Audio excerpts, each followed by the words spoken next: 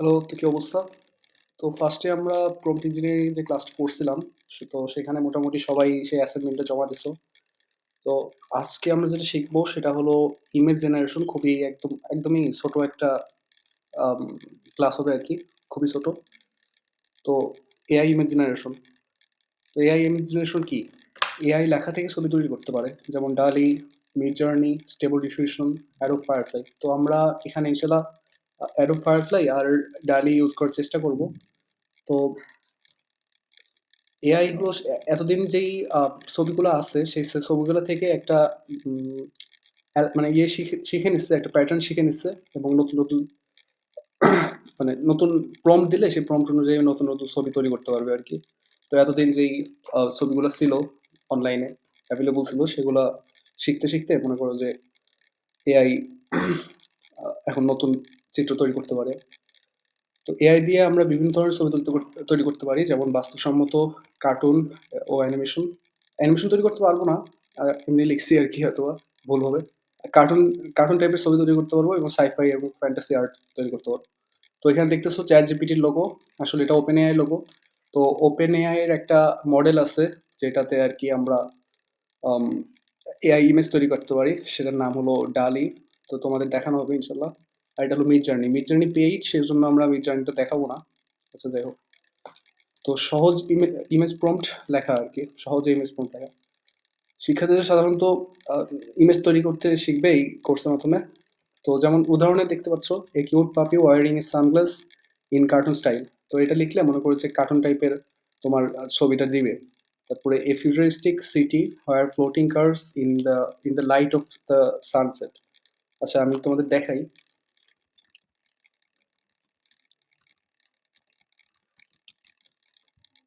এটা হলো ওপেন এর যেই উম, নতুন নতুন না, অনেক আগেকার এটি ফার্স্ট আসছিল, তারপর চ্যাটজিপিটি আসছে। তো ওই সময় থেকে আমি মোটামুটি ডালি ইউজ করি।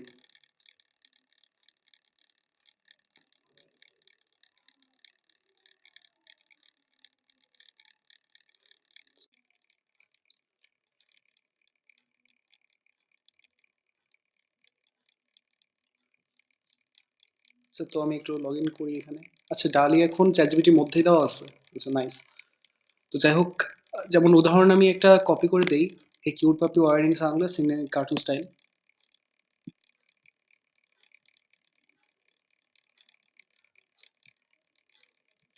এটা যদি আমি দেই, দেখো কিরকম একটা ছবি দেয়। এখানে আমি লিখছি এ কিউট পাপি ওয়ারিং সানগ্লাসেস। তো সানগ্লাস তো অবশ্যই দিবে, আর হলো কার্টুন স্টাইলটাও বলে দিচ্ছি, এটা কার্টুন টাইপের স্টাইল হবে। আচ্ছা, দেখছো এটা কিন্তু কার্টুন টাইপের স্টাইল আর কি। আচ্ছা, তারপরে আরেকটা ইয়ে দেখি যেটার নাম হলো লিওনার্দো লিওনার্দো এআই। এটাও ইমেজ জেনারেশনের জন্য ভালো।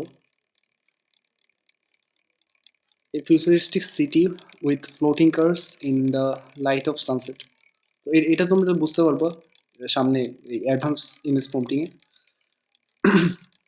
তো ইমেজ প্রম্পটটা উন্নত করতে হবে আর কি তোমাদের সবার, কারণ একটা ভালো ছবি পাইতে হলে অবশ্যই আহ, ভালো একটা প্রম্পট দিতে হবে, মানে ভালো আউটপুট পাইতে হলে অবশ্যই ভালো একটা ইনপুট দিতে হবে।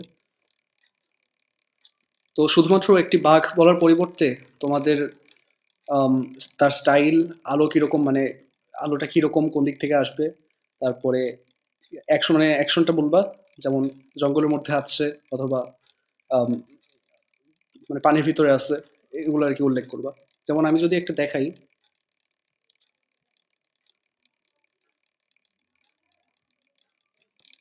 তোমাদের এই ইমেজ জেনারেশনটা কাজে লাগবে ডিজাইনের ক্ষেত্রে। মনে করো বিভিন্ন অবজেক্ট, যেমন রোবট লাগবে, তো এটার মনে করো ডিজাইনে তোমার রোবট লাগবে, এখন রোবটের কোনো ইয়ে খুঁজে পাচ্ছ না, ইমেজ খুঁজে পাচ্ছ না, তো এআই দিয়ে আর কি জেনারেট করে নিবা।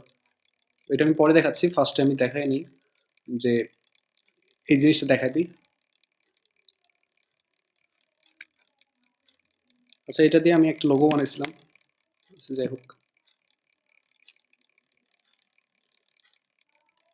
এখানে একটি বাঘ বলা আছে।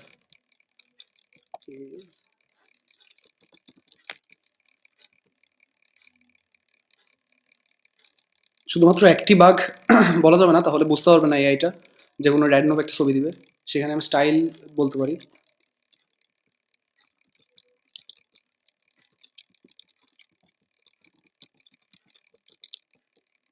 এখানে আমরা কার্টুন স্টাইল লিখে দিলাম। স্টাইলটা কিরকম হবে? তারপর আলো। আলোটা হবে হলো আমরা এখন আলোটা আমি চাচ্ছি রাতে হইতে। তো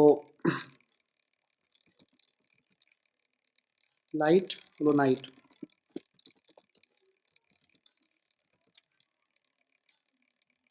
আর যেটা আছে সেটা হলো অ্যাকশন। অ্যাকশন হলো কি দেবো আমরা? সুইমিং।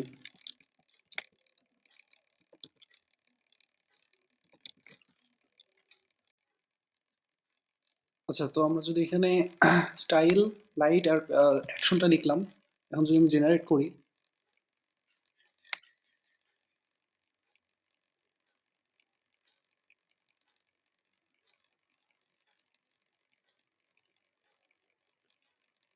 তো দেখতে পাচ্ছ এখানে কিন্তু কার্টুনের মতোই একটা কার্টুনের মতোই আরকি ছবিটা দিয়ে দিছে। একটু ভুল হইতেই পারবে, যেমন এখানে দেখো টেইল ২ টা। তারপর এখানে টেইল হলো মাছের। তারপর এখানে একটু বিড়ালের মতো দেখা যাচ্ছে।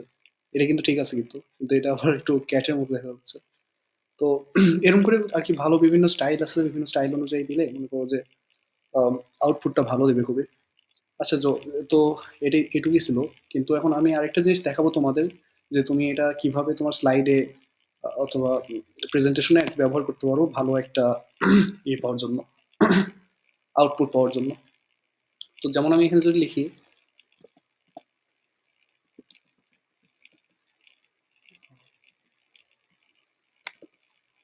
মনে করো আমি এই সম্পর্কে একটা প্রেজেন্টেশন লিখবো। তো প্রেজেন্টেশন তো আমরা দেখছি কিভাবে ChatGPT তে লিখতে হবে। ওই হলো using context for better output, তারপরে ফরম্যাটিং টেকনিক্স, তারপরে আম বিভিন্ন ডাটা দিয়ে বিভিন্ন কিন্তু আমরা দেখছি যে কিভাবে একটা ভালো প্রম্পট দিয়ে প্রম্পটের মাধ্যমে একটা ভালো আউটপুট এবং ভালো প্রেজেন্টেশন পাওয়া যায়। তো মনে করো আমরা এখানে একটা টাইটেল দিলাম আর তোমরা মনে করো ChatGPT দিয়ে মনে করো যে একটা ভালো একটা আর্টিকেল বানায় নিলাম। এখন যেই দেখার জন্য কিন্তু শুধু টেক্সট কিন্তু ভালো লাগবে না। তো আমাদের ইমেজ জেনারেট করতে হবে। তো মনে করো যে আমরা এখানে একটা ইমেজ জেনারেট করব। এখন আমি ইমেজ কোথাও খুঁজে পাচ্ছি না। তাহলে আমরা কি করব? তোকে দেখে এই রোবট,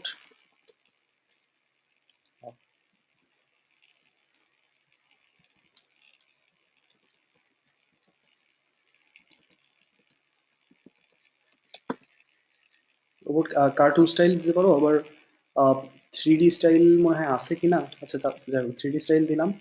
লাইট, স্টুডিও লাইট।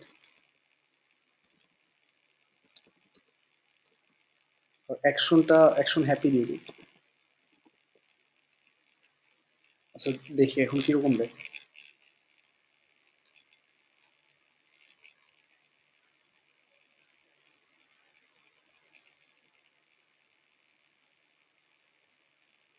দেখছো এখানে কিন্তু খুব সুন্দর সুন্দর বিভিন্ন ছবি দিয়ে দিচ্ছে। মনে করি যে এটা আমি আমি এটাই নিব। এটা কি করা যায়? আচ্ছা, এখানে কিন্তু রিমুভ ব্যাকগ্রাউন্ড করা যায়। আচ্ছা, তোমাদের আরেকটা টেকনিক শিখাই দিই। আম,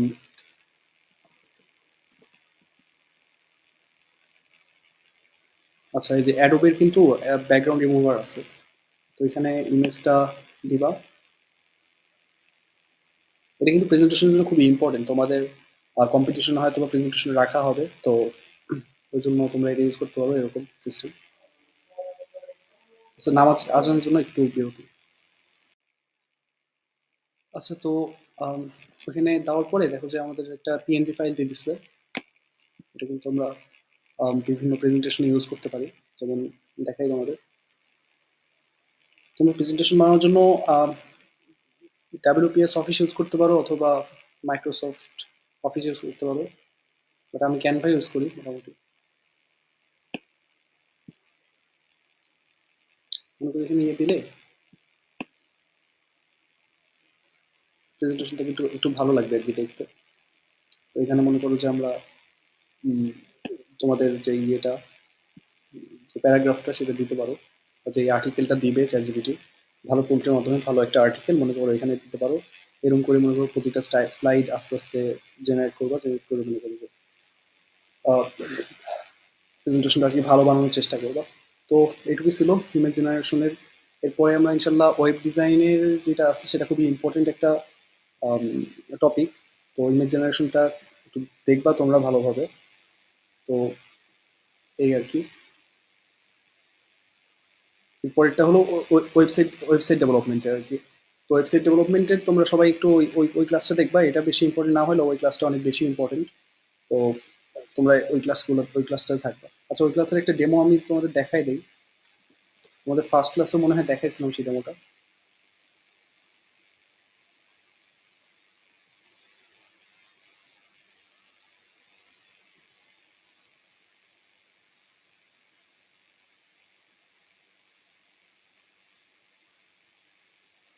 আচ্ছা, এই জিনিসটা এটা কিন্তু আমি চ্যাটজিপিটি দিয়ে বানাইছি পুরোপুরি।